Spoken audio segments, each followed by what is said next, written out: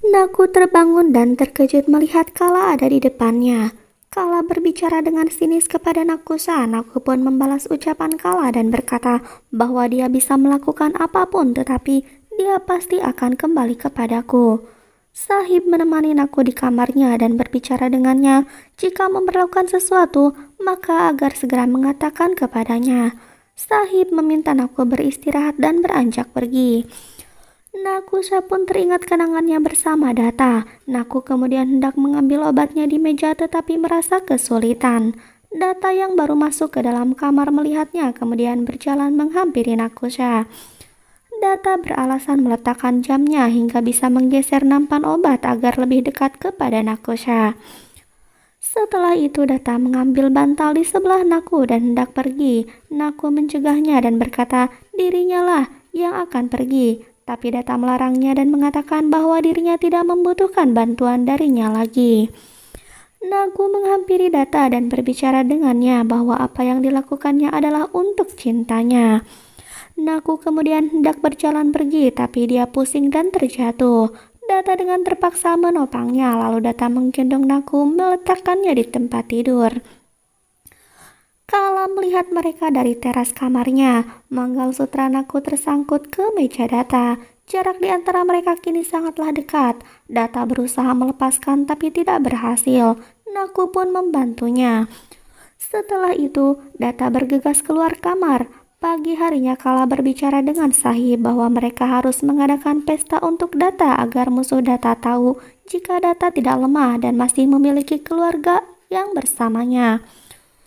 Kisor mendengarkannya dan berkomentar Kala kembali berbicara dengan Sahib. Sahib setuju dengan usul Kala dan menerima Kala mengatur semuanya karena dirinya dan Kisor akan pergi ke Holapur. Sahib dan Kisor pun berangkat. Kala pun tersenyum senang karena Sahib dan Kisor tidak akan ikut bertanya tamu. Data berdatangan Sudarsan mengajak mereka mengobrol dan Sudarsan berbicara memuja-muja Data. Baji Rau sibuk mengatur segalanya. Madu lalu mendekatinya dan bertanya apakah dirinya bisa membantu Baji. Baji memintanya untuk menikmati pestanya. Rup dan Lela memperhatikan mereka. Data kemudian muncul dan menyapa para tamu. Lantas Data memberikan sambutannya. Sudarsan mengajak para tamu bersulam. Untuk Data, Baji mengajak salah satu tamu menemui Data dan mereka berbicara. Madu kemudian membawa Naku turun. Kala menghampiri mereka dan membawa Naku duduk di sebelah Data. Kala kemudian berbicara kepada para tamu dan memperkenalkan Naku. Tamu berkomentar memuji kecantikan Naku dan mengucapkan selamat atas pernikahan mereka. Ada yang meminta Data menarik dengan sang istri dan Data menolaknya, kemudian Data beranjak pergi. Madu duduk menemani Nakusa sementara Kala menuang sesuatu ke dalam minuman dan menyuruh pelayan membawanya kepada Naku. Sang pelayan menuntut dan membawanya kepada Nakusa. Kala memperhatikan dari kejauhan. Nakusa meminum jus buatan Kala hingga habis. Kala dan Laila pun tersenyum melihatnya. Lalu musik dimainkan. Nakusa menghentikannya dan naik ke atas panggung. Lalu Naku yang mulai terkena efek minuman campuran dari Kala mulai menari mengikuti pemain musik. Data memandangi Nakusa dengan geram sementara para tamu terkejut menyaksikan Naku. Baji berusaha menghentikan Naku tapi Naku menolak dan terus menari mendekati Data. Data pun menamparnya hingga membuat Naku terjatuh. Data hendak memukul Naku lagi tapi Kala menghentikannya dan meminta maaf kepada para tamu. Data hanya bisa tertunduk malu atas kelakuan Naku. Kala dengan naibnya memberi penjelasan kepada tamu lalu berkata bahwa pesta sudah usai. Saat para tamu akan pergi, Naku menghentikan mereka dan dengan kesadaran penuh angkat bicara pada Data yang membuat Kala kesal dan membuat Baji serta Madu bangga kepadanya. Data kemudian beranjak pergi. Malam harinya Naku berbicara kepada Kala dan menyebutkannya, apa kau pikir aku tidak berontak? Aku akan meminum apapun yang kau berikan padaku. Aku mengawasimu dan adik-adikmu. Kau ingin menciptakan kesalahpahaman antara aku dan Data. Permainan yang bagus. Naku mengambil keuntungan dari permainanmu. Data menamparku dan kau merasa senang. Tapi kau gagal karena Data menamparku untuk kebaikanku. Dia mencintaiku. Siapa yang untung sekarang? Terima kasih, Kalawati, lanjutkan permainanmu. Kala kehilangan kata-kata dan merasa kalah kali ini, Naku beranjak pergi meninggalkan Kala yang masih syok. Naku berada di kamar dan teringat tamparan di pesta tadi. Data masuk ke dalam rumah dalam keadaan mabuk. Menuju dapur, Naku merasakan kehadiran Data. Data menuju kulkas mencari makanan dan kemudian memegang sebuah piring besar. Data juga ingin membawa mangkuk, tapi menyadari dirinya hanya mempunyai dua tangan yang tidak mungkin memegang semua sekaligus.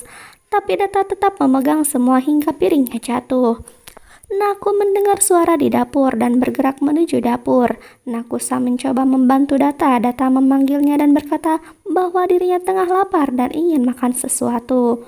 Naku pun tercetak memandang Data. Data lalu bertanya apakah dia hanya akan menatapnya terus-menerus atau akan memberinya makan dengan semangat. Naku menganggukkan kepala. Naku menyiapkan makanan untuk Data, lalu menyuapinya. Data menatap tangannya sendiri dan berkata bahwa hari ini sudah melakukan kesalahan besar dengan menamparnya. Naku menjawab bahwa itu tanda cintanya. Data pun memukulkan tangannya ke lantai. Naku menghentikannya. Naku melihat tangan Data berdarah. Data ingat sudah memecahkan botol minumannya tadi. Naku lalu berkata akan membersihkannya. Naku membawa Data ke kamar. Data berbaring di tempat tidur. Naku mulai membersihkan lukanya sambil berbicara dengannya. Data lalu tertidur. Nakusa masih lanjut merawat luka Data.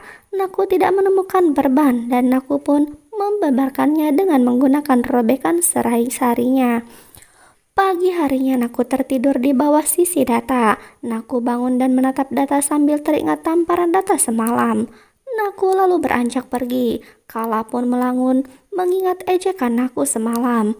Kala merasa kesal dan mengatakannya pada adiknya. Data terbangun dengan rasa pusing di kepalanya. Data melihat tangannya terbebat dan melihat kotak obat di mejanya. Data bangun dan menerima telepon dari seseorang bahwa mereka berhasil melacak Ceskar dan berliannya. Data berkata akan membuat kesepakatan dengan Ceskar. Data membuka laci dan mengeluarkan senjata untuk diisi peluru. Sedangkan aku tengah berdoa di kuil. Kala dan Lela memperhatikan dari lantai atas. Data muncul dan aku menatapnya. Naku teringat kalung Data dan mengabdikannya. Lalu Naku menghalangi langkah Data untuk memberikan kalungnya. Naku meminta Data memakaikannya demi Sahib, agar dia terlindungi. Sahib, Madu dan Baji memperhatikan mereka. Data membalas bahwa Naku tidak berhak mengaturnya, dan aku menyimpan kembali kalung Data. Data kemudian beranjak pergi.